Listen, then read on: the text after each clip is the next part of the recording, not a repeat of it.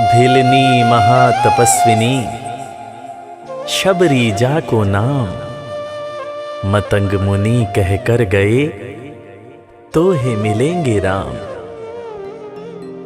सोने की चिड़िया मां भारती और सत्य सनातन धर्म के सबसे आदर्श पुरुष मर्यादा पुरुषोत्तम भगवान राम, जो वर्षों की तपस्या के बाद ऋषि मुनियों को भी नहीं मिलते, मगर एक भीलनी शबरी के घर स्वयं चल के आके न सिर्फ दर्शन देते हैं बल्कि उस भीलनी के जूठे बेर भी खाते हैं।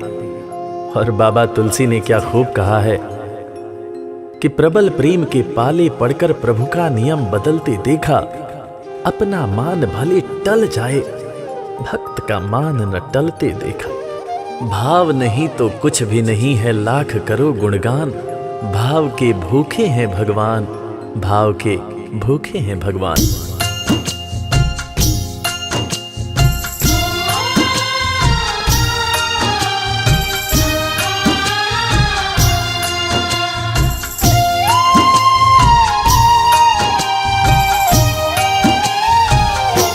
भाव के भूखे हैं भगवान, भाव के भूखे हैं भगवान, भाव के भूखे हैं भगवान, भाव के भूखे हैं भगवान।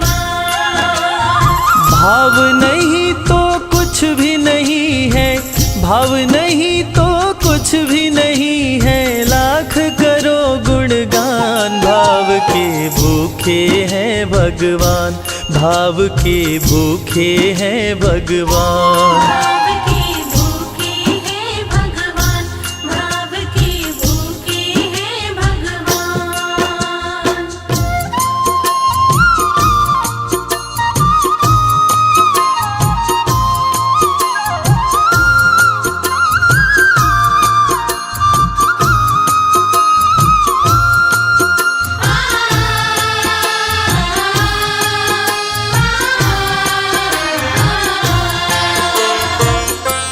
एक थी शबरी भक्तन, न्योछावर करके तन मन, मतंग मुनि के संग में करती थी प्रभु का कीर्तन।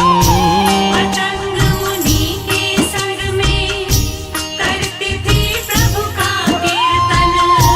बागों से चुन चुन लाती, प्रभु को फूल चढ़ाती, गंगा के पावन जल से रोज स्नान कराती। गंगा के पावन जल से रोज स्नान कराती।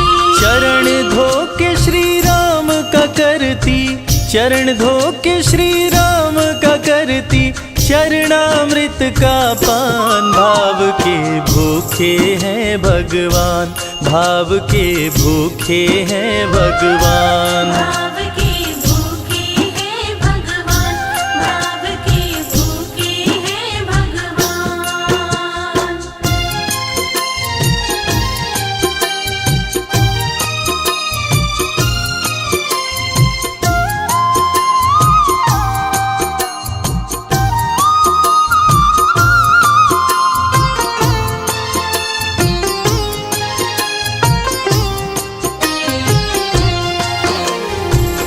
धैर्य एक ऐसा प्रसाद है जो इंसान को महान बना देता है। मतंग मुनि मां शबरी से कह गए कि शबरी तेरे दरवाजे राम जरूर आएंगे, और शबरी ने 10,000 साल तक प्रतीक्षा किया। शबरी को देखने वाले न सिर्फ उसे पागल कहते थे बल्कि कहते थे, ये कौन दिखात कुटी मां नारी ते उतजाती है मूद भरी, छिन भीतर बाहर होत छिना सुख सो नहीं बैठत एक घरी, यही के तन में कछुपीर भई ये वियोगिन मानस माहि जरी, अब जान पड़ी रघुनाथ के प्रेम की मूर्ति रूप ये है शबरी।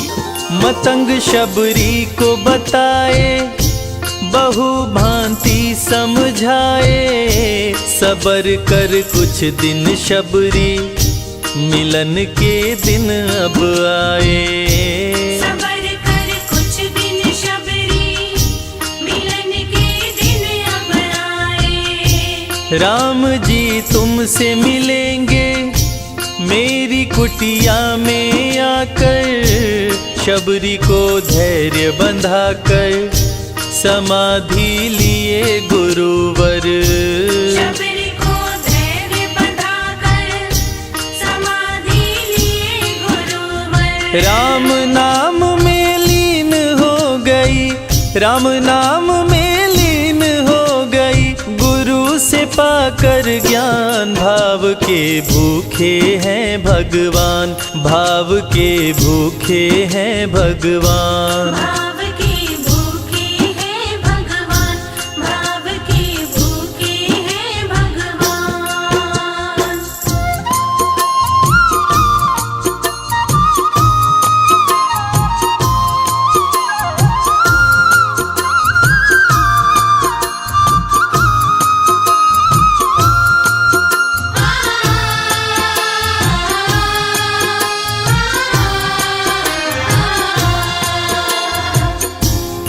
माँ शबरी के गुरु महामुनि मतंग जब अपने नश्वर शरीर का त्याग कर रहे थे, तब माँ शबरी ने उनसे पूछा, हे गुरुवर, मुझे मेरे राम कहाँ मिलेंगे? इस पर महामुनि मतंग ने शबरी को जवाब दिया कि शबरी, अरे दुनिया राम को ढूंढती है, मगर तू तो ऐसी खुशनसीब है कि तेरे दरवाजे राम स्वयं चलकर आएंगे।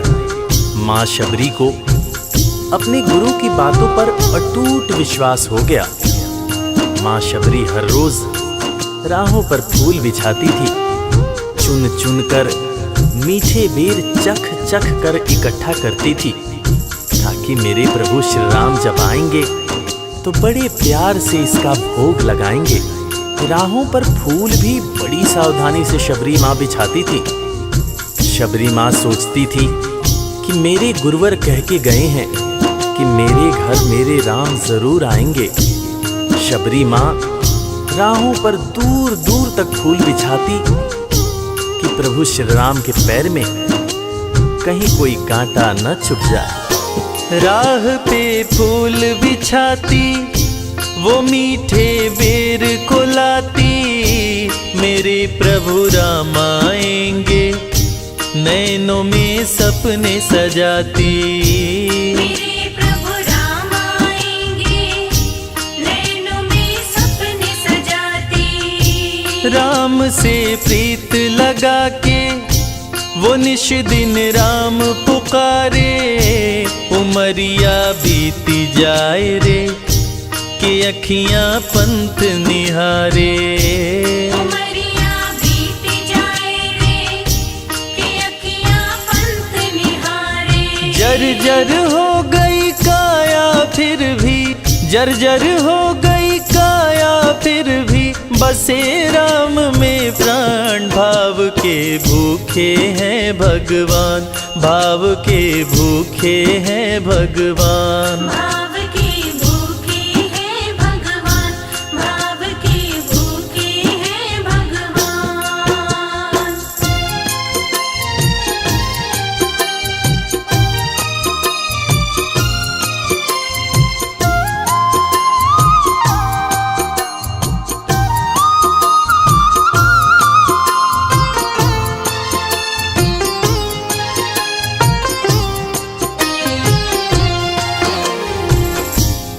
समय समय के साथ बीतता गया।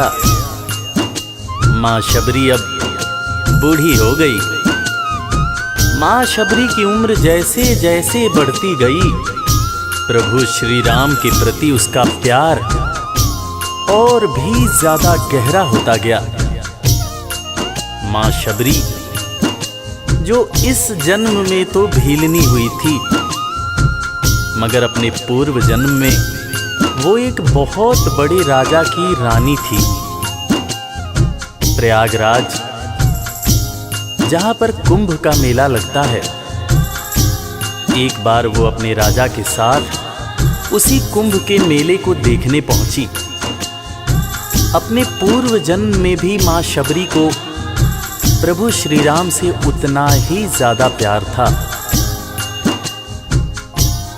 उस वक्त रानी ने अपने पति से ये इच्छा जताई कि मैं बाहर जाकर संत महात्माओं के साथ भजन कीर्तन करूंगी, जिस पर उसके राजा पति ने ये कहकर मना कर दिया कि एक महारानी को इस तरह के छोटे लोगों के साथ बैठना शोभा नहीं देता।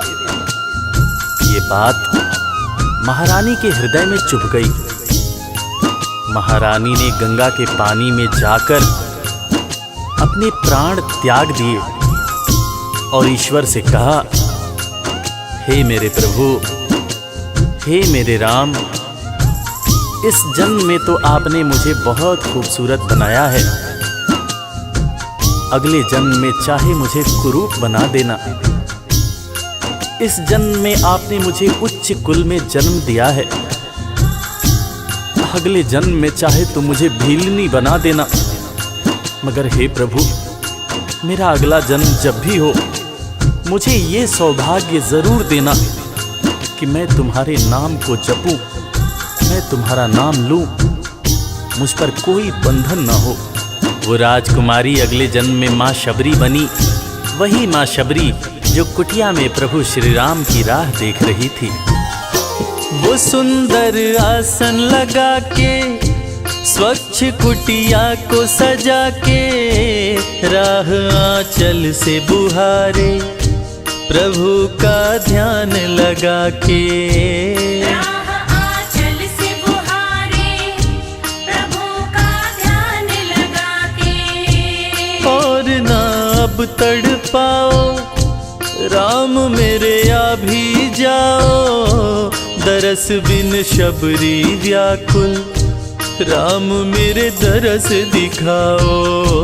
दर्श बिन शबरी व्याकुल, राम मेरे दर्श दिखाओ। दरस की आस लगी मेरे प्रभु जी, दरस की आस लगी मेरे प्रभु जी, पूर्ण करो अरमान। भाव के भूखे हैं भगवान, भाव के भूखे हैं भगवान। भाव के भूखे हैं भगवान, भाव के भूखे हैं भगवान।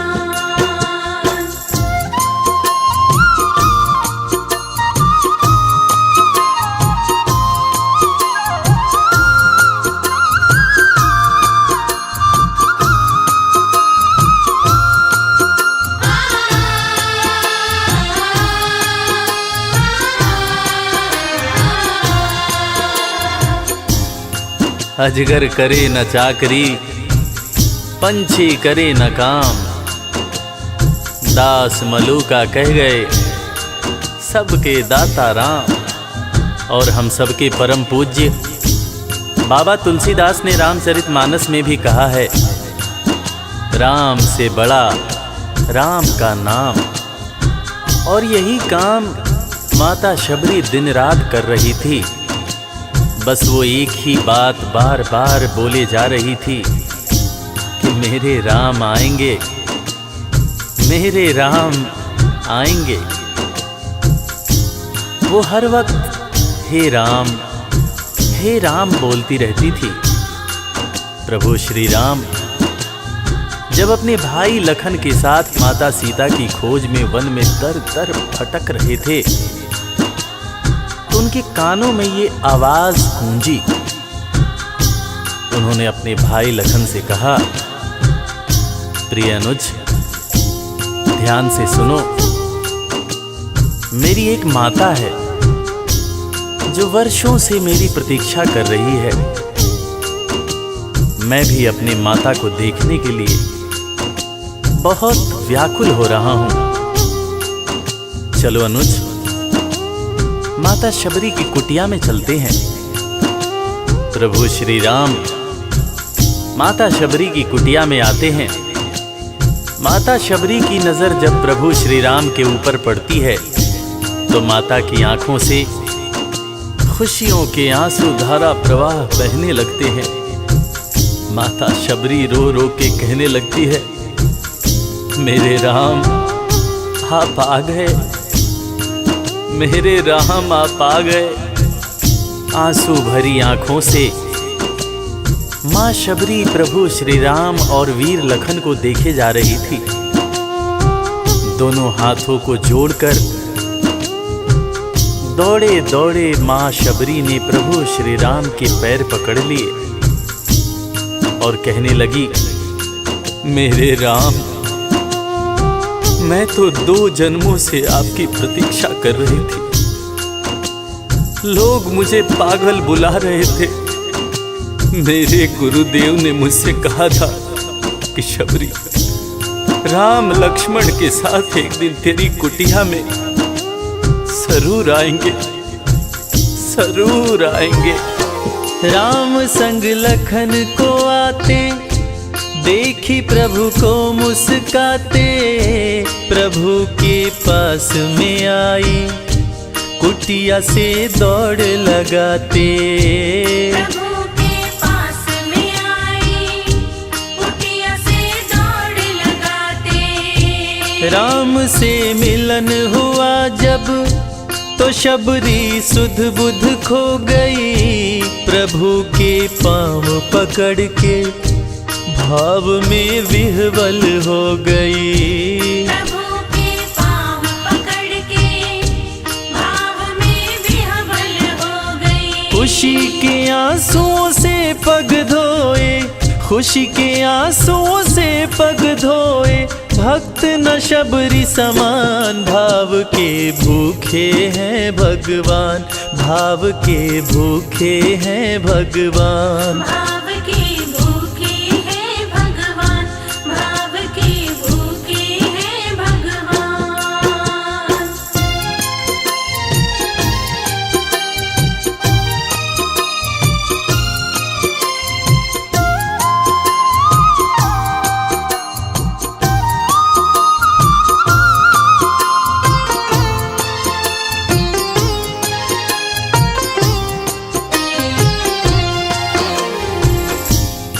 मित्रों, मैं रविराज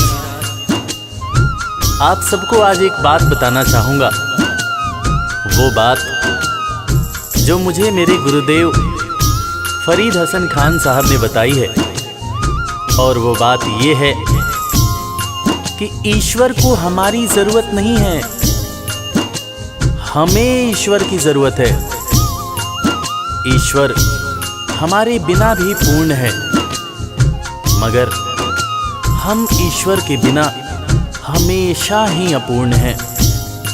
हम पैदा तो इंसान के रूप में होते हैं, मगर अंत में हमें उसी परमात्मा के पास जाना होता है। इसलिए हमें जीवन में हर वो कार्य करना चाहिए जो ईश्वर को पसंद हो। और ईश्वर को सिर्फ यही पसंद है कि हम नेक दिल बने, दयालु बने और सदैव ही अच्छाई के मार्ग पर चलें, चाहे कितनी भी कठिनाई क्यों न हो। और हमेशा अपने परमात्मा को याद करते रहें, चाहे ईश्वर के रूप में, चाहे अल्लाह के रूप में, गुरु नानक देव जी के रूप में, चाहे ईसा मसीह के रूप में। जो भी इंसान ईश्वर को याद रखता है वो कभी जीवन में किसी का बुरा नहीं कर सकता। बुरा करना तो दूर की बात है, वो किसी का बुरा सोच भी नहीं सकता है। उसका मन हमेशा साफ और शांत रहता है। मन हो गर निर्मल संजय, प्रभु जी दौड़े आते, प्रसाद की बात करें क्या, वो झूठे बेर भी खाते। प्रसाद की बात करें क्या, वो झूठे बेर भी खाते। बात है सच्ची लेकिन हम सब, बात है सच्ची लेकिन हम सब इससे हैं अनजान। भाव के भूखे हैं भगवान, भाव के भूखे हैं भगवान। भाव के भूखे हैं भगवान, भाव के भूखे हैं भगवान। भाव नहीं तो कुछ भी नहीं है, लाख करो गुणगान। भाव के भूखे हैं भगवान। भाव के भूखे हैं भगवान, भाव के भूखे। इस कथा के लेखक पंडित संजय तिवारी जी, साउंड इंजीनियर श्री कैलाश डंडरियाल जी, मैक्स स्टूडियो दिल्ली, संगीतकार लवली शर्मा, मैं आपका अपना रविराज और वीर म्यूजिक परिवार की तरफ से आप सभी को कोटि कोटि प्रणाम करता हूँ। किसी भी त्रुटि के लिए हम क्षमा प्रार्थी हैं। बोला भक्त और भगवान की